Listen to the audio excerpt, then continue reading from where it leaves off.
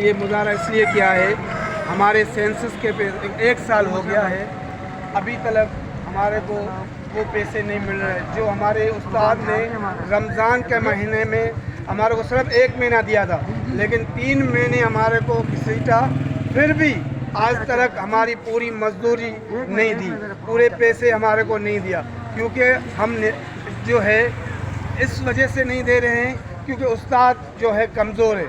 انشاءاللہ استاد کمزور نہیں ہے، استاد ایک ہمت والا، ایک جدوجہد کرنے والا، ایک ہمت دار استاد ہے۔ انشاءاللہ تعالی ہم جو سیدھے ہاتھ سے نہیں دے سکتے، ہم چھین کے لے سکتے ہیں انشاءاللہ تعالی۔